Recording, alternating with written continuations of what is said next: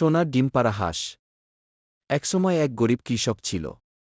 তার একমাত্র সম্বল ছিল একটি ছোট্ট খামার এবং একটি হাঁস। কৃষক প্রতিদিন খুব কষ্ট করে জীবনযাপন করত। একদিন সকালে কৃষক হাঁসের বাসায় গিয়ে দেখল সেখানে একটি চকচকে সোনার ডিম।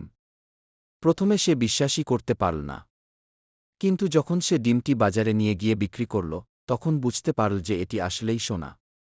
এইভাবে প্রতিদিন হাঁসটি একটি করে সোনার ডিম পাড়ত, আর কৃষক ধীরে ধীরে ধনী হয়ে উঠতে লাগল।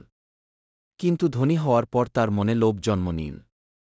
সে ভাবল, যদি প্রতিদিন একটা করে ডিম পাই তবে অনেক সময় লাগবে ধনী হতে। কিন্তু যদি হাঁসের পেটের সব ডিম একবারেই পেয়ে যাই, তাহলে তো মুহূর্তেই প্রচুর ধনীর মালিক হয়ে যাব। এই লোভী চিন্তা মাথায় আসার পর কৃষক দেরি করল না। সে হাঁসটাকে ধরে ফেলল এবং তার পেট কেটে ফেলল।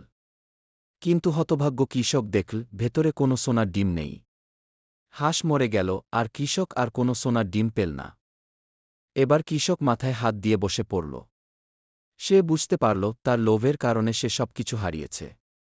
গল্পের শেষে একটি গুরুত্বপূর্ণ বার্তা দিন: লোভ করলে সব হারাতে হয়।